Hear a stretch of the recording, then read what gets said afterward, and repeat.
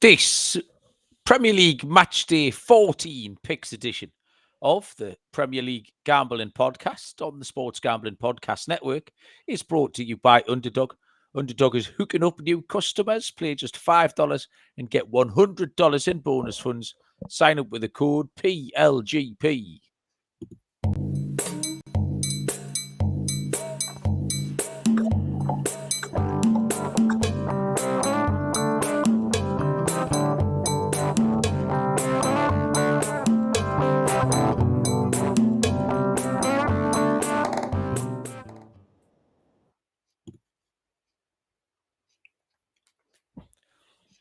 Welcome, everybody, to the Premier League Gambling Podcast on the Sports Gambling Podcast Network. My name is Malcolm Bamford, coming to you from Newcastle upon Tyne in the northeast of England.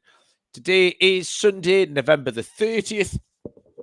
We are here to run the rule over a Premier League weekend which finished a couple of hours ago before immediately getting stuck into a new slate of fixtures. 10 games taking place Tuesday, Wednesday, Thursday this week. Joining me from somewhere in Nottinghamshire is Mr. Barry Penaluna. Barry, what's happening? What's happening? It feels a bit like Christmas already, doesn't it? With which bit? Football. The bit where you've got loads of football going on. Okay, that bit. Finishing today and then kicking off again Tuesday. It's like we're into December, and it's that time where everything kicks off, and we've got 2 games every week. It's lovely. I like it. I don't really. Why is this like week scheduled? It's just apropos of absolutely fucking nothing. It's just there. It's probably to do with the fact we're playing 8 Champions League games instead of 6 now, isn't it? You've got to squeeze them in somewhere. I don't know. That doesn't make any sense. No, it doesn't. Well, it does. It does actually. Does it? Go on, sorry. That had a knock-on effect to cup games and then replays and all of that. There's loads of reasons. So just take me word for it. Well, I thought I'd seen the most ill-disciplined thing I was going to see this afternoon when I watched Chelsea v Arsenal. But the first 4 minutes of the live chat here, Barry, is rivaling it. We need Anthony Taylor in the YouTube comments here to dish out a few stern yellows. Everyone's getting stuck into each other, which is making me laugh and leaving us alone for once, Barry. We're off the hook because Callum and Lee and Fefwef and Joe Dollar, it's like a cage match in there, like ladders and tables and all that. Everyone's just fucking calling each other's teams' names, which is good. Weekend, which was largely made by a 4-1 away win for Newcastle, which makes everything all right, which was a good job because I very nearly had Barry an all-time stinker. Very nearly. I have done this before, though. Do you remember? Honestly, I really... The thing is, I checked with you at one point because it looked like you could possibly have the all-time record breaking stinker. But I was supremely confident that your last pick of the weekend would land, and sure enough, it landed. Well, Baz, listen, you're only as good as your last pick, aren't you? From 4 o'clock this afternoon, I've got a 100% record. I went 1-9, Baz. 1-9. We have gone 1-9 before, though. Do you remember we were actively... we were talking in private last time. It's not just 1-9, Malcolm. It's the fact that you went 0-9 the first 9 games. Yeah, but that's what happened last time, because we were talking whether or not it was better for the show. Would it be funnier if I went 0-10, or would it be all right if I managed to get the last one in? And I've done this exact same thing before. Hit the last one. As it happens, I can turn up and show my face because my accumulators hit. So that does get me out the shit somewhat. So you can't throw all that too much shade on me. But we'll get into that in a little bit. I've been busy as the old snakes, Baz, since Thursday. 4 casinos in 3 days. I've been to Headingley twice. Do you know what they're like in Headingley? They like things about Yorkshire. You know, you said a couple of months ago when you went to Liverpool, they seem to like the Beatles. Ooh, they love things about Yorkshire. Fucking hell. Fred Truman, I like Fred Truman pictures everywhere. Len Hutton, Darren, but they just love... I get it. It does make sense, but there's a lot. There's a lot of it. So I went to Headingley twice, worked at 2 office parties. I went to Catterick Garrison and worked in the Corporals Club, the officers' mess, which was fucking chaos. And then I went to South Shields last night, which was a bit closer to home. No judgment here, Barry, but it was my least favourite. Can you remember what my least favourite type of job is? I think I've mentioned this before. And I admire these people because I think they do an incredible job that not many people in the world could do. You have to be a particular type of person to do this job. But call centre Christmas party is the fucking absolute word. Oh, my God. Well, sorry, I'll put a word on the front there. Mackham call centre Christmas party. Holy shit. It was like Lord of the Flies by about 9:30. Like, it was fucking chaos. So anyway, I did all that. I did a commentary in the Bundesliga this afternoon. I did Hamburg v Stuttgart, which I watched on the laptop so I could multi-view the Premier League games. So I'm trying to watch 4 games of football at once. And the commentary platform, Barry, they give you marks and they give you feedback after every game. And mine this afternoon just said, in the second half, there was a worrying amount of large gaps in the commentary. Clearly just watching football and not doing my job, which, you know, I didn't care about Hamburg v Stuttgart. I just didn't. So, yeah, a worrying amount of large gaps as I sat watching 3 other football matches, not commentating on the one I was getting paid for. So that's good. I've got the Welcome to Hell game at 5:00 tomorrow, Barry. I've got Galatasaray and Fenerbahce. Ooh, tasty. That's the only game I'll have to concentrate on. I'll not be multi-viewing anything else. So I'll try and eliminate the worrying amount of large gaps. So that's me. Sunday. So this is the most relaxing thing, really, I've done all weekend. So I caught up with most of the football. I did watch a lot of it today. Missed most of yesterday's.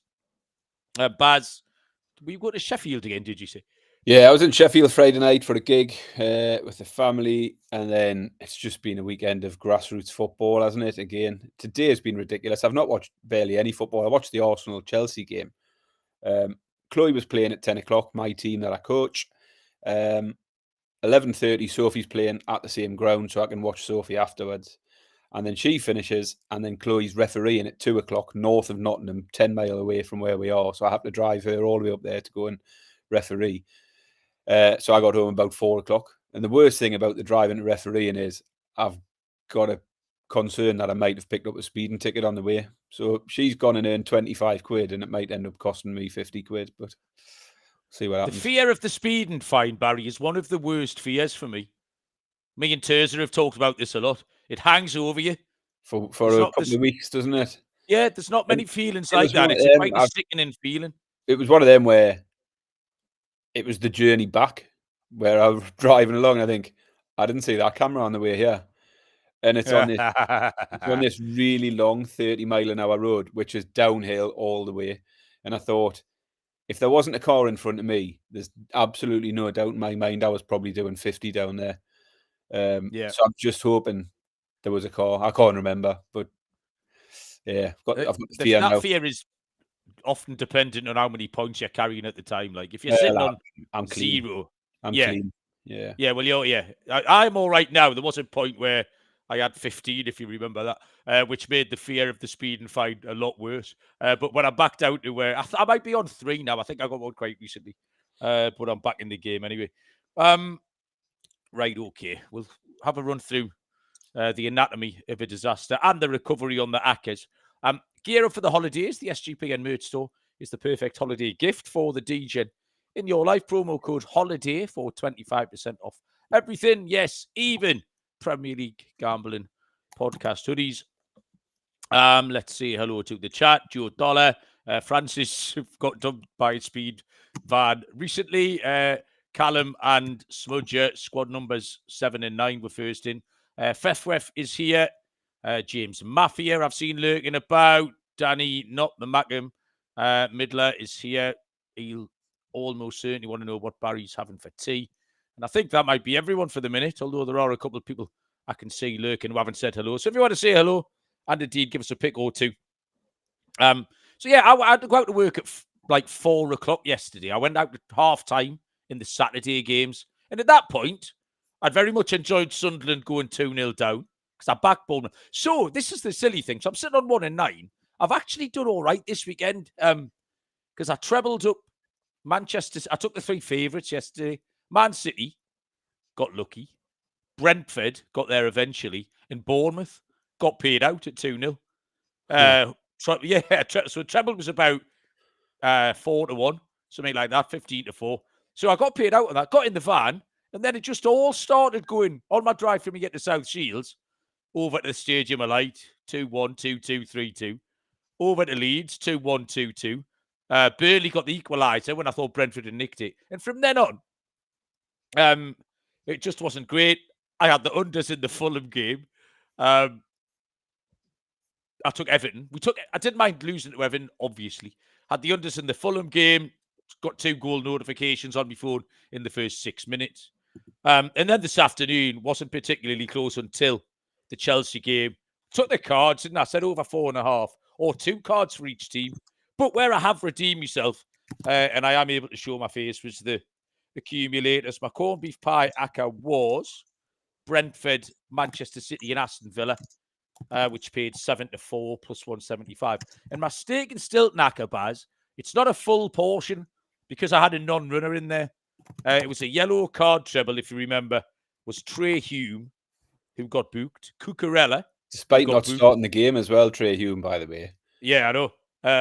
Whatever, pays out. And Sean Longstaff had picked up a calf injury, didn't play for Leeds. So the double paid about 9-1. So that, with the fact that Bournemouth got paid out, I ended up a little bit ahead. I don't know if anyone watched the fight in fifth hurdle yesterday. I backed the winner in running at 8-1 when Constitution Hill tipped up. And then the New Lion tipped up at the last. So I've got 1-9 and won like about fucking 120 quid more than I started with yesterday lunchtime. So we're not doing too bad, Baz. For absolutely no reason, I've had £3.84 on Ecuador to win the World Cup at 100-1. So there's something else to cheer on. I'll put that in my portfolio alongside Sweden. Baz, you had a blinder yesterday. I don't really know how you got on today. Did you top it up much today? No, not at all. From the sublime to the ridiculous. I went 5-0 yesterday. 5 out of 5 yesterday. None out of 5 today. That's incredible. However, today was redeemed by a couple of other things. So, yeah, yesterday, absolutely nailed it. Hit a winning pick and everything. I had Newcastle to score first goal. That came in 56 seconds, that one took. City to score both halves was a fortunate one. The Sunderland game, I just took the goals and both to score. So that was nice and easy. Brentford to win and over 2.5. Obviously, that was 0-0 quite late on. So quite a fortunate one there. And I took the overs in the Fulham Spurs game. So 5 out of 5. I'd got the first 2 of my acca in yesterday. It was both teams to score acca. And I needed the Man United Palace game today to hit that. So my corned beef pie acca come in. My scorer was Thiago, who actually got a couple in the end. So that was a good one. And the one I put out on the socials today, I put a little pick out before the Arsenal-Chelsea game. That's one of the best. Oh, great beautiful. Price and landed in just 8 minutes. Quickly come in. So yeah, anyone who was on the YouTube Shorts or Twitter would have seen I put out a card pick, which was Zubamendi and Cucurella. It was around 10-1 for the double. 11 minutes, cashed, bang, nice and easy. So yeah, despite the fact my actual picks on the games weren't very good today, I hit my acca. I hit that nice double. So overall, felt like a cracking weekend for me this weekend. Some success from elsewhere.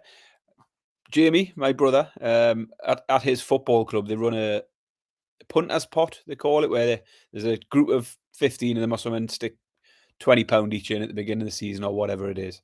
And then each week, one of them takes control of the pot and can bet on anything they want, any amount they want. So it was his turn this week. So he messaged me yesterday morning and said... What do you mean any amount they want? They can't spunk the whole lot, can they? Oh, they could spunk the whole pot if they wanted. Really? But nobody does. Fucking hell. But yeah, basically... Why haven't we been invited to that, Barry? You've got free reign to do whatever you want with that pot. That's brilliant. He messaged me yesterday morning and said, have you and Mal put out any picks for this week? So I said, here's the link. But I told him to jump to the fancy stuff at the end. I said, if you want the accas, go to your bonus picks at the end. So he took your card bet. He saw Longstaff wasn't playing and he put in Van de Ven instead. Van de Ven gets booked. So he picks up a lovely 30-1 winner there. So he had Hume, Van de Ven, Cucurella. And then he picked up my both teams to score treble, which won. But he also added in Chelsea Arsenal to it to boost it up a bit more. So that won. Fucking hell. So actually, he's come out really well from listening to our rackers and then just adding his own little bits on. He's made about £400 for the pot this weekend. So him and his mates are buzzing. It's mad, isn't it? Because, like I say, I feel like my weekend was ahead, embarrassingly bad. Yeah, I'm sitting here well ahead. Like, Jamie's listened to the show where I've got more than 9 and just made 400 quid for his right. He's picked up the 2 card picks. Yeah, that's the thing. How many times did we, especially during when we were making picks in the last game, we said about making the right bet. You know what? You can handicap the game in a certain way, whether it was Man City as a shorty, or whatever it was. But you've still got to land on the right thing. So yeah, why did he put Hume on when he was on the bench? He hadn't realised Hume was on the bench was the problem. Otherwise, he probably wouldn't have put it on. But he did have him on, and got fortunate by the fact he came off the bench and still got booked in the short time he was on the pitch. If you want to know, FF, there's several Penaluna brothers, and Barry's by far the most intelligent of them. So that might answer your question a little bit. They're all there, lovely fun in the pub. I tell you what, dangerous. To be fair, I suspect what he probably did was just put all of them on, and the Longstaff one would have just dropped off anyway because he didn't participate at all. So yeah, he probably wasn't even smart enough to notice Longstaff wasn't in the squad either. Oh, that's funny. The Backers family have joined us. It's well seen that Manchester United won a game. So welcome, Courtney and Patrick. Baz, we've done 70 minutes. We're going to have to, we'll do the eye catches quickly, and then we're going to have to make some picks. We are brought to you by Novig, America's #1 sports prediction market. Novig, you're getting the best prices. Novig is available in over 35 states. Download the Novig app, get $50 when you spend $5. Use the promo code SGPN. Get in on the action with Novig. Promo code SGPN. And Underdog is your home for pick 'em entries. You can win up to $5,000. Brand new offer. Play $5 and get $100 in bonus signing up with the code PLGP. Eye catchers were pretty brief because most things eventually went to form, I think. The Chelsea-Arsenal game today, Chelsea just highlighted the issues we talk about, didn't they? They're going to let themselves down. That Caicedo tackle was just ridiculous. I've seen polls on Twitter where it's not. Did you see him when the red card comes out and he's pointing himself? Who, me? Yeah, me. Like Saka points at the screen and says, "Mate, come on." Betty was like, "Why does he not think he's been sent off?" I was like, "Because he's a fucking idiot." But that, in a nutshell, today was why Chelsea will let themselves down from time to time. And the same with Arsenal, by the way. We've said that Arsenal, to me, I came up with this little analogy today, Barry. Arsenal look like a second-place team. However, all the teams that should finish first aren't going to. All the first-place teams have fucked it, which means Arsenal, who still just look like a second-place team, might actually, by default, end up at the top. Because, again, they just didn't quite do enough to do that. To be fair, they've had a big week. They've had Tottenham and Bayern Munich. So I get it. Like, I'm not being harsh on Arsenal. They'll absolutely take that point. I was going to go into a little bit about the referee and stuff, but we're a little bit short of time. I've had this.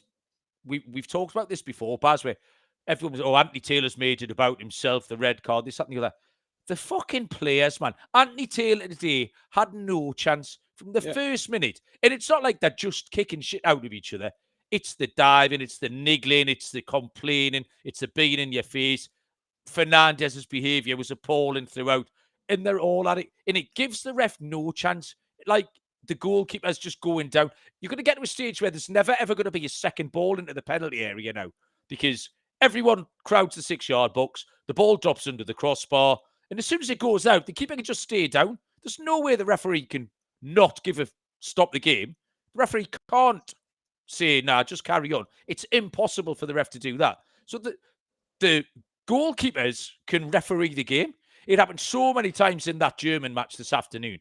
And it's just ridiculous. And the players should take responsibility, but they just don't and they won't. And I don't know where it stops. I thought Taylor did nothing wrong. And there was nothing that he could do. Even Arteta, why doesn't an hour before kickoff, if Anthony Taylor just knocks on his door and says, "Hola, senor," this afternoon, right? See that white box?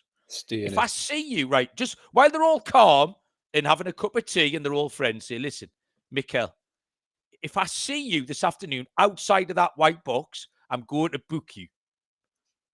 Do you understand? And he says, yes, I understand. So there's no ambiguity. If you put your stupid fucking sneaker over that line, I'm going to book you. And Michael, yeah, that's fine. I understand that, Anthony. Have a lovely day. And if you do it again, I'll book you again. Why? I don't know why that's not a thing. The whole thing's just ridiculous. But it's just an old man problem. But the game itself, Chelsea were all right. I thought Arsenal were all right. The arsiness overshadowed the football, I think, a little bit, didn't it? It did. And everyone was cheering on cards. Everyone was quite happy with the arsiness. Game at all, was there? Just no. Nobody could get any momentum up. So I think it was a slightly poor result for Arsenal, just based on the fact that we're playing against 10 men for the second half. But it was just one of them horrible games where, there's only so much you can do. So I think Arsenal will take a point. But I think Chelsea done all right considering the situation to hang on. They would have snapped their hand off at that point to come away with a draw. Worth mentioning Newcastle, because I've no idea where that came from. I thought it turns out it wasn't the green shirts after all, Barry. It was the white shorts that go with the green shirts, because we put the green shorts on and we were fucking like Brazil 70. So at least we've sorted that problem out.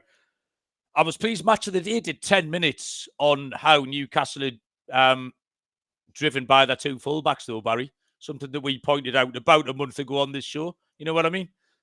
Modern as tomorrow, as always, on the Premier League Gambling Podcast. And I'll tell you what, Bob, what a kid, man. I came in from work last night about midnight, so I'm sneaking about. And Bob lives downstairs, so at the kitchen, I just stuck my head at his bedroom door, and I heard him say, half asleep, all right, Dad. So I went in and I perched on the end of his bed. Said, you watch the match? He went, yeah, it was brilliant.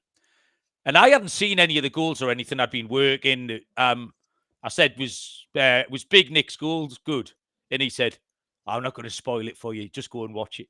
And I thought it was fucking... But he didn't describe the lob or anything. He's like, I'm not going to spoil it. Go and watch it. And I thought that was spot on. So he's gone right up in my estimations. And then I watched the game. Is there any better thing in life than watching Jordan Pickford get megged and chipped in the same game? What's he doing? It went back. One of my favourite types of Jordan Pickford goals is when he's trying to stop it when he's in the goal. We had them a few years ago, and he did it yesterday for the first one. No idea what he's doing for the second one. And then Waldemar didn't dink him. He, scooped it. I've never seen anything like it. It was insane. So, yeah, I don't know where that came from.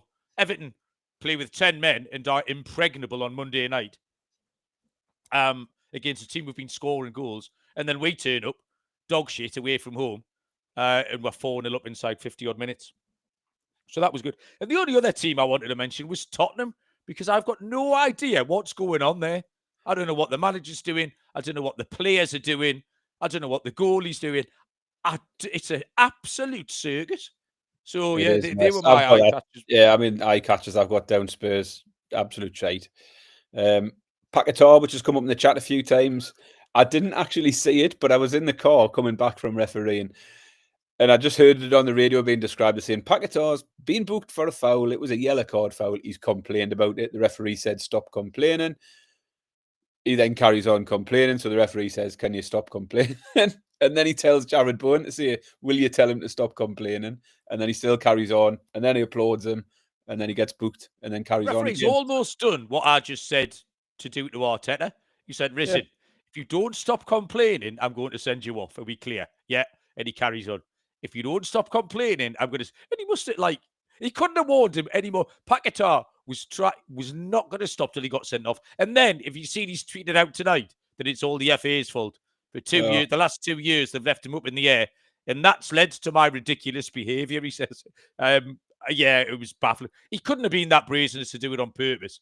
Hiding in plain sight. It was fucking ridiculous. Has that led to him? He's already had 5 yellow cards this season. He's just come back from suspension because he'd picked up 5 early on. And now he's gone and got suspended again.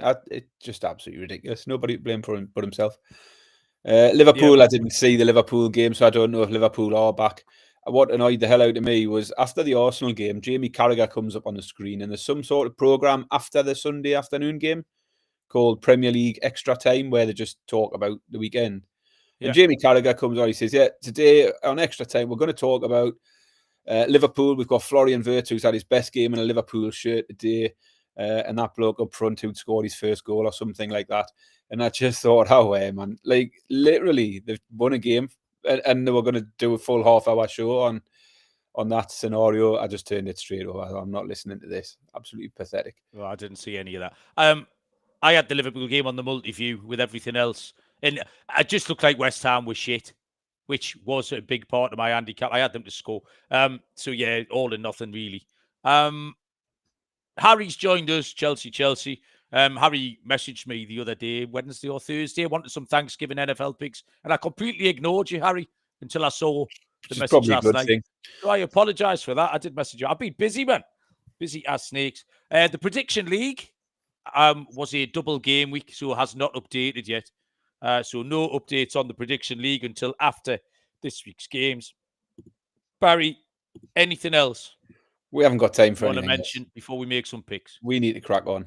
We absolutely need to crack on. Rhythm is crushing it in college football, NFL. Just added NBA. Rhythm are giving away weekly cash prizes for tracking your bets in the app. Track 5 bets, you can win up to $1,000. Promo code is SGPN25 when you download the Rhythm app for 25% off your first month. Download Rhythm, use promo code SGPN25. Right, I'm on the wrong page because I've got the in-play NFL scores up, which, by the way, I'm on my 4,000th consecutive loser in there. Fucking, my NFL picks this season have been absolutely dog shit. Right, Tuesday night, 7:30. First game up is Bournemouth taking on Everton. Bournemouth are 15-13 plus 115. The draw is 11-5 plus 220. And Everton are 5-2 plus 250. This was a hard start. You've got Bournemouth on 19 points, Everton on 18 points. Bournemouth have now got no win in 4 games. They lost from 2-0 up against Sunderland at the weekend. They found themselves 2-0 down against West Ham. Neither of those things are particularly positive, I don't think. Bournemouth are starting to look unreliable in terms of an outright pick. But there's tons of goals in the games they're reliable for. We've got, how many, 8 games? 5, 4, 4, 4, 2, 6, 4, 4. So there's a random 2 in there, but the minimum's 4 on top of that. Everton's unreliability in a nutshell, you can trace back to Monday and Saturday. Say, hard dogs of war determined on Monday night. Hard to break that, and then dog shit, thoroughly humped by Newcastle at the weekend. Their under-over in both teams to score is a little bit more patchy, but it doesn't seem to matter who Bournemouth are playing. The games will involve goals, even if the opposition aren't renowned for it. I think Everton might be good for a goal here. Bournemouth averaging 3.38 goals per game, and both teams have scored in 62% of their matches. So I'm going to go for the little cheat, Baz. Both teams to score in over 2.5, 5-4, plus 125. I don't think it would surprise, any outcome wouldn't surprise you here. If you saw Everton to turn them over, you wouldn't be particularly shocked. So I just thought we'd keep it simple. BTTS with the over 2.5. Somebody's going to win 2-1, Baz, 5-4. Someone is going to win 2-1. I don't disagree with that. Recent form's got to be a little bit of a concern for Bournemouth now, winless in 4, as you've mentioned. But 3 of the 4 were away from home, and at home they're definitely a better option. They're still unbeaten at home, 4 wins, 2 draws in the league. And Everton are just hard to work out. They were terrible against us on Saturday, but had been decent before that with back-to-back wins. I did find it a hard one to start with. Probably have a slight lean towards Bournemouth if I was going to take a pick. But then I decided, like you, just to go for the goals. Because I've done it with Bournemouth this week. I came in. The last 4 games have all went over 3.5. Scored total of 17 goals in their last 4 games. It's not quite a team ride because I've just taken the overs, 10-11 for over 2.5 goals. So that's going to be my pick. Bournemouth Everton over 2.5 at 10-11. Callum says there's a definite 0-0 incoming. FF likes the Tarkovsky yellow card and fouls angle. 2 or more fouls. Tight Bournemouth pitch. We'll be looking to rough Evan Nielsen up. Evan Nielsen was the difference in that game the other day when he stuck his toe out and deflected in Semenyo's shot, which would have put Bournemouth back in front 3-2. And then Evan Nielsen was offside, which was a little bit silly. 7:30 on Tuesday is Fulham taking on Manchester City. Fulham 4-1. The draw 29-10 plus 290. Man City 4-6 minus 150. Baz.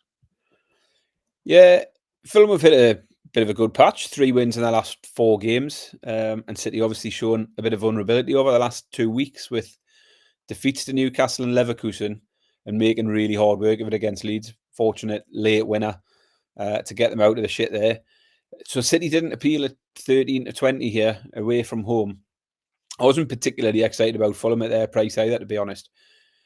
But my pick sort of leans into the recent City form, and in particular the lack of clean sheets. They've only got 1 clean sheet in the last 7 games now for City, and they've conceded twice in 3 straight games.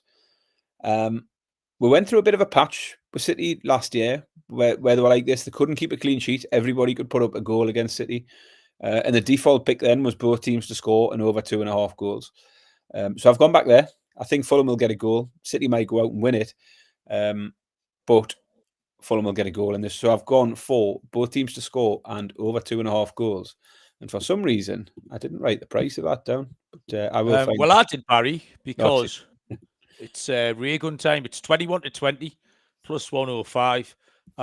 Kevin shot on target if he starts for Fefweb. Harry says Fulham will score, which I agree with. And I hate making this pick. I don't know why. I don't like making this pick. This both teams to score over 2.5. I do feel like it's a cop out. And I certainly don't like making them back to back. But talking about unreliable teams, we've just come off Bournemouth and Everton. I mean, Manchester City lost at Newcastle, beaten it over Leverkusen. I don't know what was going on yesterday. They're 2-0 up, particularly. How they made so much hard work of that against Leeds. Totaled 5-3-3 and 4 in the last 4 Prem games. And Fulham have been better. They've won 3 of 4. The home form is good. 1-4 drawn, 1 lost 1. They're looking a bit healthier. They've got a few goals in them. And I just thought it was exactly the same pick, Baz, because Man City are entirely unreliable. It's another 2-1 to someone. Both teams are scoring over 2.5 as a team right at 21-20 plus 105.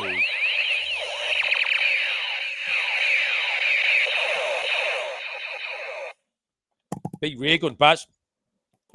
Next up on Tuesday is why is this kickoff so late? These 8:15 kickoffs. Past my bedtime, Baz. Newcastle United take on Tottenham Hotspur. Newcastle are 7-10, minus 142. The draw 29-10 plus 290.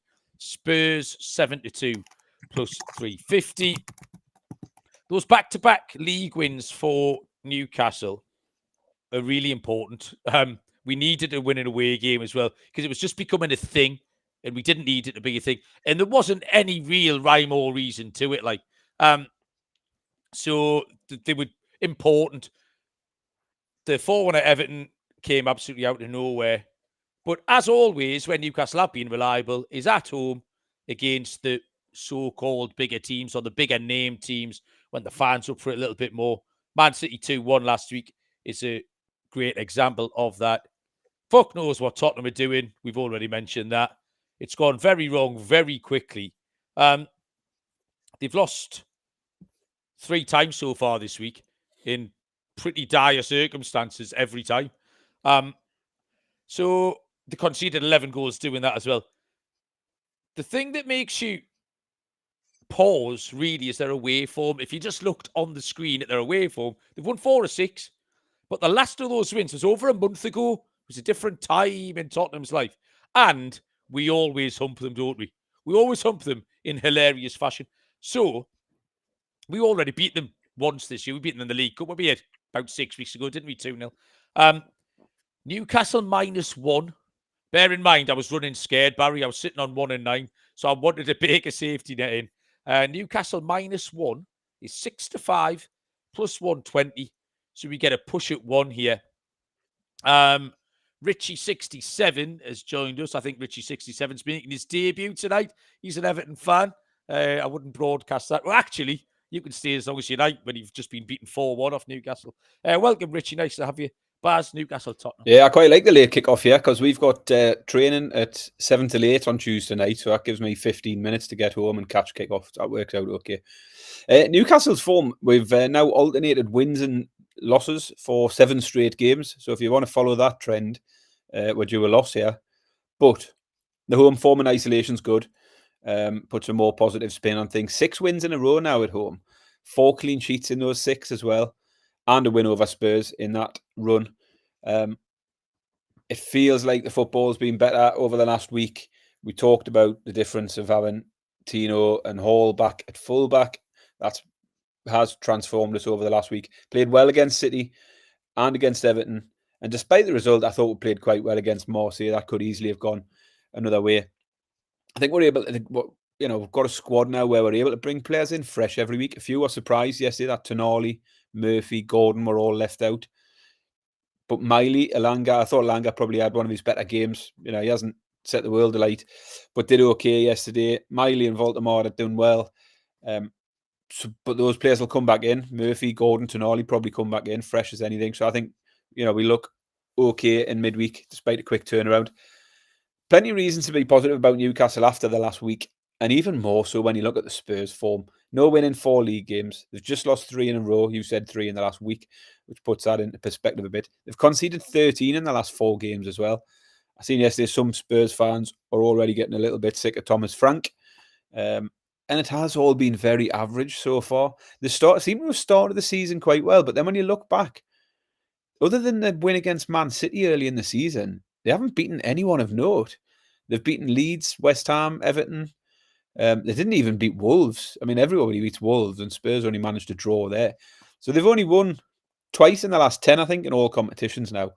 And the head-to-head, you mentioned we always want them. Newcastle have won the last 6 of the last 7 head-to-heads. So got a really good record there. And loads of goals in the head-to-heads is the other thing.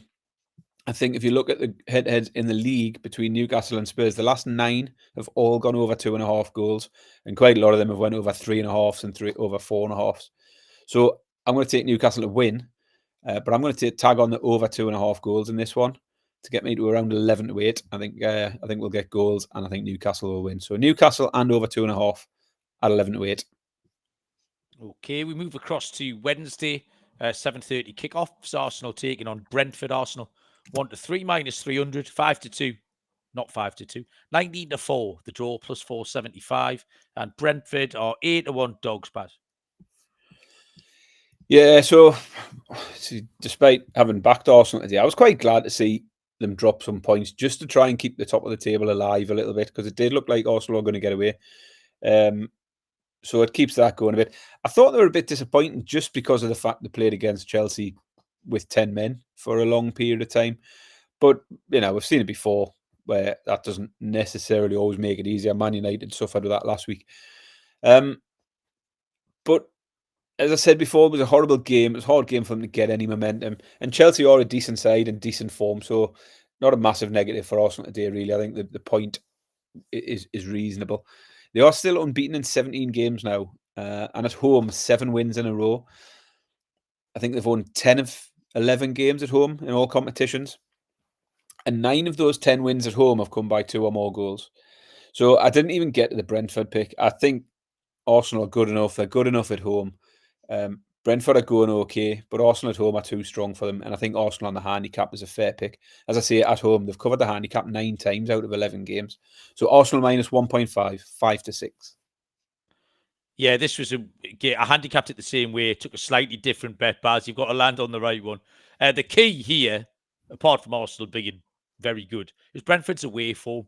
They are different. There's a big split there. 1-1, lost 5, conceded 12 in those defeats. The average goals per game away from home is 3.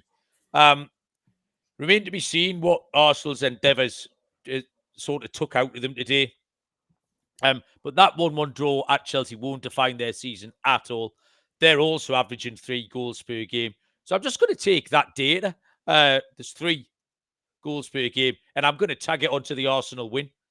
So Arsenal to win in over 2.5 goals is 9-10 minus 111. Arsenal win to 0 is Danny's pick.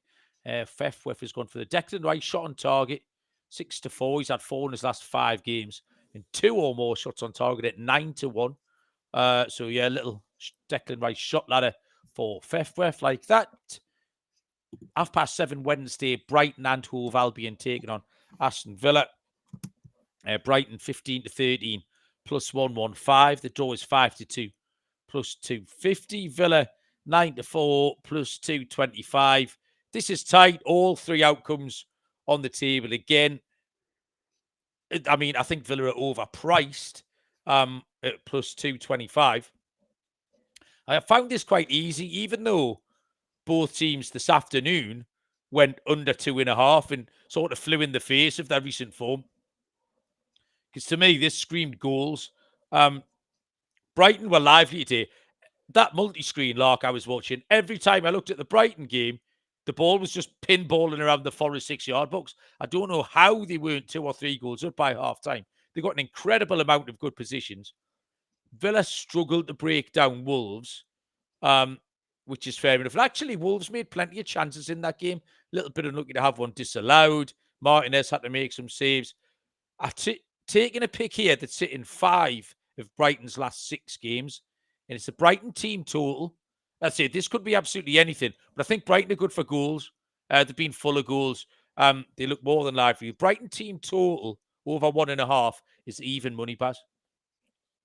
Well, that's gone a little bit different how I thought. It is a tough game. I think 2 teams who are 2 of the form teams in the league at the moment, both going well. Villa have won 5 in a row. Brighton unbeaten in 4 and won 3 of those last 4. And I do think that form comes as a result of some nice fixtures for both of them. But they've done what they had to do, and as I say, they're both going well. So it was a close matchup. I can see why Brighton are favourites at home. But I thought, like you, I thought the Villa price was a little bit big, and it's tempted me in. I think Villa's form's slightly better, and the price for Villa was tempting. They've won 7 of the last 8 in the league. The only team that have beat them have been Liverpool. They've got a couple of away wins in there as well. They went to Elland Road and Spurs and got away wins, so they can win on the road. So 94 was tempting, but in the end, I just preferred Villa on the team total. So I've gone the opposite way to you. So we can both still cash. But 13-8, I've gone for Villa to score 2 or more goals. I wouldn't, but I have got in my notes, I wouldn't rule out a 2-2 here, which is why I've went for the team total as opposed to taking Villa. I was tempted by Villa as a dog, and I might come back to that later. But yeah, we'll take the 2-2, and yeah, you can cash your draw. I'll cash about 14-1, something like that. Okay, next up, stand by your beds, Smudger. We've got Burnley taking on Crystal Palace, which is 7:30 on Wednesday night. Burnley have shortened up a little bit here. Line movement report. Burnley were 7-2 plus 350. They are now Burlington Birdie 100-30 plus 333. The draw is 29-10 plus 290, and Palace have drifted tiny amount of it's a bit negligible. 7-10 minus 142. Crystal Palace. Barry, this is you. Yeah, Palace were a letdown today, obviously against Man United. I didn't see that one, so I have no idea how it went. But I'm happy to take them to get back on track here. Prior to today, they'd been unbeaten in 4, and they'd kept 4 clean sheets in a row before losing to Man United today. Burnley, on the other hand, have just lost 4 in a row after their defeat to Brentford this week. And they've conceded 2 or more goals in 5 straight games. And I just think if Palace can go and get those 2 goals that everybody else seems to put up against Burnley, I don't think Burnley have got enough to come back from that. But Palace are strong enough defensively. As I say, 4 clean sheets recently. I'm not too bothered about Burnley being at home. They've only won 1 of the last 6 at home, and that was against Leeds, one of the promoted sides. So I'm just going to take Palace to win. I kept it really simple. Palace win at 8-11. Well, yeah, that's been co-signed. Our Burnley correspondent with a considered and insightful opinion, says Crystal Palace win. We are fucking dog shite. So there you go. Palace were disappointing today, just because they absolutely mangled Man United in the first half. Mateta, I saw for the first time last week Palace fans laughing about how bad Mateta is at one-on-ones. And then today I saw it closely and it really annoyed me. Firstly, because I had shots on target and he had 2 one-on-ones and couldn't get a shot on target. And then eventually he got one with a penalty, the twice taken penalty. Palace should have had 2 or 3 goals in the first half, didn't. I don't know how Man United came back from that at all. Burnley are only really of interest at home, where they have won 2 of the 6 games. Not been many goals in those 6 games. Scored 5, conceded 6. So low scoring affairs. Palace did leave me scratching my head today because they were 1-up and cruising and then completely shit the bed. That was only their 3rd defeat, but they draw too many games as well. They got 5 wins and 5 draws, so 7-10 is a skinny price. They've only conceded 4 away goals in the 6 games. Just looks low scoring to me. Under 2.5 goals is 4-5, minus 125. Palace might touch them off, but it might be 1 or 2-0. So yeah, under 2.5 goals, 4-5, minus 125. Nothing going on in the chat there, isn't there? Right, I'll crack on with 7:30 kickoff. Wolverhampton Wanderers taking on Nottingham Forest. Wolves are 9-4, plus 225. The draw's 11-5, plus 220. Forest 6-5, plus 120.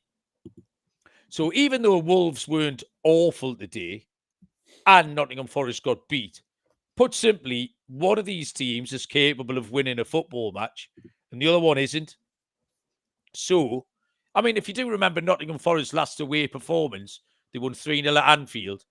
So if you want to give me 6-5 about them being able to win at Wolves, I think you have to take it. They can win football matches, Wolves can't. I'll take Forest at 6-5. But yeah, I just don't know what else you can do here but take Forest. Yeah, someone would have to come up with some pretty convincing arguments to persuade me Forest on a good bet at this price. They lost today, but Brighton are a decent side in decent form. Wolves are clueless. They've lost 11, drawn 2 on a 6-game losing streak. Haven't scored in 5 of those 6 games either. Yeah, it was really simple. Forest to beat Wolves 6-5. I thought it was far too big a price.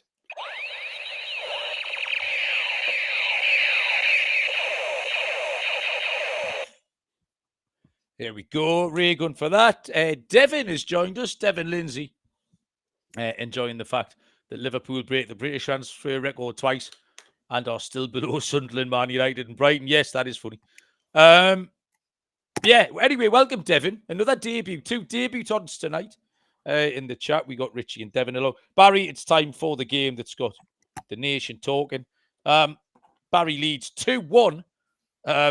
He's rattled. Barry's currently rattled early stage of the second half. The ball is in your penalty area, Barry.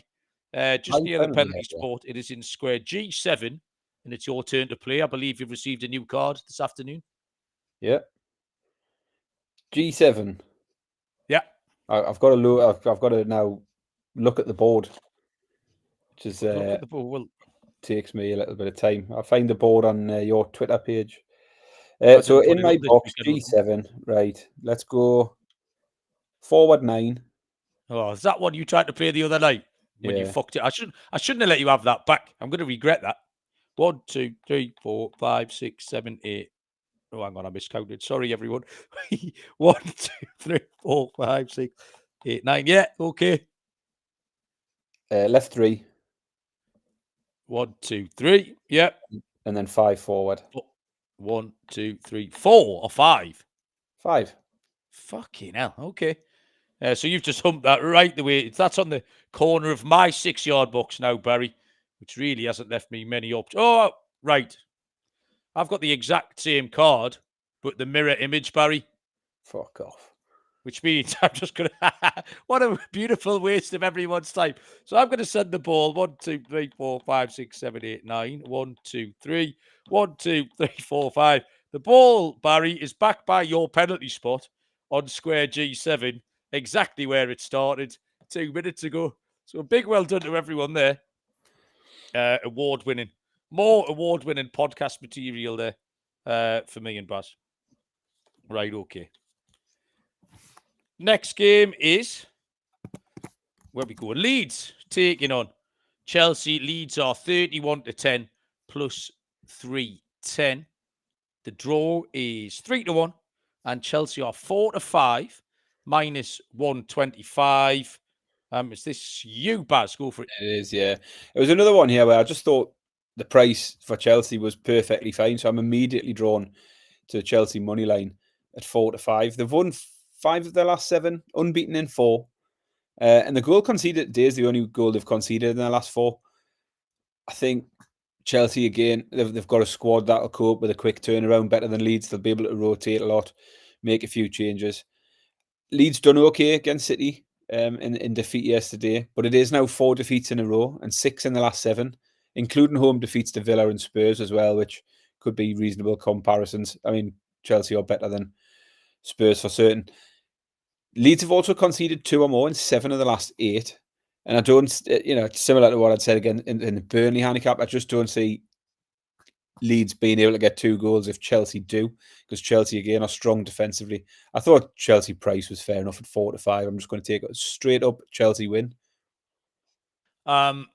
If anyone's looking for a way to consume this game on Wednesday night, let me turn you on to, if you want to listen on Live Score or FootMob or Sporty, to Tynesyde's Premier Gusset Moisener, giving you 90-minute coverage of Leeds versus Chelsea, then that's where I recommend people do it. Leeds are dropping off, aren't they? They've lost 6 of the last 7. I stitched Bob up a tweet before. I've said I'd give him £10 next Sunday if he didn't say 6-7 for the rest of the week. And then I was sitting doing my notes he was on, and I said, fucking hell, Bob, do you know Leeds have lost 6 of the last 7? And he couldn't resist, could he? I absolutely needled him. I was like, yes, put that tenner back in my pocket, dickhead. That was unlucky. Their only win was against West Ham. That's when West Ham were in total dog shit mood. The last 2 home games, bar that, they lost to Villa and Tottenham. Comparison games you kind of mentioned, Baz. Chelsea were fine again today. I mean, this is a team that beat Barcelona last midweek. And he got 4-5 away at Leeds. I completely agree. Richie wants Chelsea win. Danny's gone Chelsea with both teams to score, which is quite extravagant. I was just happy to take Chelsea, Baz. So I'll re-gun it up with you at 4-5 minus 125. Okay. The penultimate game on the show is 8:15. This is that last Leeds game. Oh, is that a 8:15 kickoff as well? Fuck you now. 8:15, Liverpool taking on Sunderland. Liverpool are 9-25, minus 227. The draw here is 4-1. Sunderland are 13-2. Obviously, the only desirable outcome here is the stadium getting filled with concrete and wasps. But in the unlikely event of that happening, we've got to pick a winner out of the actual football match. Liverpool were better today against West Ham. I'm still convinced West Ham are rubbish, though, so I'm not prepared to put too much faith in it. Lad up top got a goal, didn't he? Might do him the world of good. You never know. They're still hard to trust, though, at a really short price. You can't back him at 9-25. Back-to-back home 3-goal defeats. You backing any kind of handicap or whatever just seems a little bit mental. Because even though Sunderland's underlying metrics are poor, they keep digging out goals and points, and you can't whack it. That's a part of football that's kind of the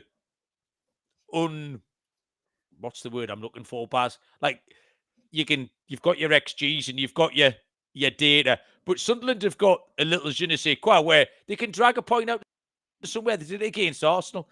And teams don't come back from 2-0 down without having a little bit of... You can't see Wolves or Burnley or someone coming back from 2-0 down. So you got to tip your hat to Sunderland in that. It was hard. The safest option here, I thought, was to give Sunderland a goal. Liverpool did keep a clean sheet today, but that almost makes you think they can't keep 2 in a row. Because a little bit like Man City, they just don't look like they can defend. over 2.5 is very, very short. But both teams to score isn't. Both teams to score is 4-5. -125, Baz. Yeah, I thought this was a horrible one. As you say, it's a shame it can't both lose. But yeah, Fef will be happy with that because he started off by talking about how we're betting with our heart with Sunderland every week and leaving winning bets behind. But you've taken a Sunderland positive pick. I did point out I also picked a winner in the Sunderland game yesterday. I haven't been as I've been a bit more avoiding of fading Sunderland recently, giving them a bit more credit than you, I think. But I couldn't get there today. I mean, Sunderland, another good result, but at home, they are a different prospect at home. Away from home, it's a bit more mixed. They've won 2 of their 6 away games, but the other 4 they've failed to score, which was a bit of a concern. They scored only 3 goals in the 6 games away from home. But then Liverpool, who knows? You can't back them at this price. And as you say, I certainly don't want to be involved in Liverpool on a handicap at the moment. They've got to win under the belts today. But does that do you enough to fill you with confidence at such a short price? I'd suggest not. Even at home, they've lost 4 of the last 6 games now. It was one I just wish I could have skipped. I struggled to find a bet. You found one. I've totally copped out. I went into the stats market. Liverpool corners, complete cop out. I don't know what I'm thinking. The line is over 6.5. They've had a 7, an 8, and an 11 in the last 4 games. So they've covered it 3 of the last 4. The concern is those were 3 games where they were behind and chasing the game. But there's nothing to say Sunderland won't take the lead and Liverpool be behind here. And also the Sunderland side of it, Sunderland have given up 7 corners or more in 3 of their last 4. So it's a shite pick, but I couldn't come up with anything else. So Liverpool over 6.5 corners at 10-11. It was really hard, Baz. I don't mind it. And just the fact that you own up to it, because it was tricky. Like, it's not like you've tried to dress it up as some fucking fancy pants, data-rich, clever pick that you made. Trey Hume to make a foul from Fef is a nice angle in. Richie wants to score draw. Final game is on Thursday, 8 o'clock on Thursday. One game is Manchester United and West Ham United. Man United 21-50, -238. Draw 4-1. West Ham 5-1. Baz, finish us off with a winner. Yeah, and again, we've been accused of doing this for Man United, just going with our heart as well. But yeah, I think in the last year, maybe, we've been so much more fair than we used to be. I think so. But I'm afraid if you're going to put Man United up at 2-5 at home to anybody at the moment, it's just horrible. I can't get behind Man United at this price. I mean, they're the same price as Liverpool. Would you rather have Liverpool at home to Sunderland or Man United home to West Ham? Mate, they were fucking woeful in the first half today against Palace. They were absolutely dreadful. As I say, it's a win, fair enough. But they have these little false dawns every now and then. They'll get a win or 2, and you know they might make this into 2 wins. But would anyone be surprised if they reverted back to being absolute garbage? I mean, let's not forget a week ago they lost at home to 10-men Everton. It would be no surprise if West Ham get something here. West Ham did lose today, but they were unbeaten in 3 before that, and they had picked up a few goals. I know you're sceptical as to whether there's actually any substance to any of those wins, but they're capable of causing Man United problems. Anyone is, really. And I don't like to sound like a broken record. It's not really a fade of Man United as such. It's just a fade of Man United at 2-5. I just can't have them at that price. And because of that, I think taking West Ham double chance. You're getting close to 2-1 for West Ham to get something. Man United drop enough points to plenty of teams in this league. So yeah, West Ham 7-4 on the double chance to win or draw. I also look at West Ham to score 2 or more, 5-2 as well, because Man United are always capable of conceding. See, the Morrison's Butcher was back today. He's been out of our radar for a little while, but he came back off the bench today. They were crap in the first half today, and they were slightly better in the second half. The Xerxes up top, I mean, what is that doing for you? And they were defensively weak, Lenny Yoro, and I still don't trust De Ligt. West Ham were poor. West Ham are poor. Paquetá will be suspended for being a tit. That's a problem for them. Over 2.5 goals is really short. And I think this could be quite tight. But, as discussed, I put some safety nets into a couple of my picks today. The under 3 goals on the Asian is 21-20 plus 105. Because I do think it might be low scoring. But we get a push at 3. I don't think this being a mad goal fest somehow. So we might have to take the push at 3. But the under 3 at 21-20 is plus 105. So I don't mind that at all. And Baz, we've just ticked past the hour mark. And we have got the exotics to go. I'll start with Data Dave, Baz. Callum was asking how we got on earlier on. And he fucked it. And we're talking about Man United. Data Dave has lost 2 in a row, both on Man United. Seems to have a little bit of a blind spot. Just Data Dave for Man U. So his pick, right, this is odd, Barry. So, first of all, he's taken a pick that I've taken. He's taken Arsenal to win and over 2.5 goals.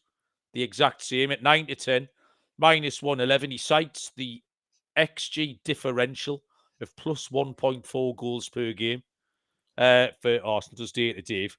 I also asked him, and this is unbelievable. Bear in mind, he'd already picked the same pick as me in the Get to Know Data Dave section of the show, Barry. I asked him, because it's been quite fluffy, hasn't it? You know, his favourite record, crisp flavour.